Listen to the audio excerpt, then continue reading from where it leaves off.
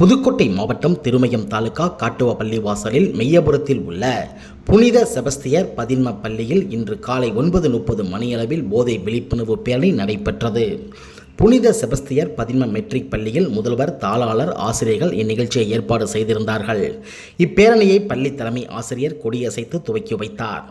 நாளுக்கு நாள் அதிகரித்து வரும் போதைப் பொருட்களில் ஏற்படும் தீமைகள் குறித்தும், மனித உயிர்களை பறித்து வரும் மதுவை ஒழிப்போம், இயற்கை வளங்களை காப்போம், மழைநீரை சேகரிப்போம் என்ற கோஷங்களை எழுப்பியவாறு சுமார் 385 மாணவ மாணவிகள் கையில் பதாகைகள் ஏந்தி தமிழிலும் ஆங்கிலத்திலும் போதை விழிப்புணர்வு பேரணி கோஷங்களை எழுப்பியவாறு காட்டுவா பள்ளிவாசல் நெடுஞ்சாலை பேருந்து நிலையம் மெய்யபுரம் நுழைவாயில் வழியாக பள்ளி வளாகத்தை வந்தடைந்தன.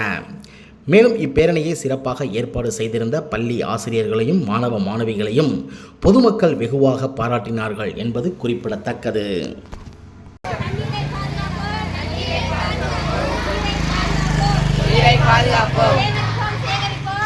மழைநீரை சேகரிப்போம்.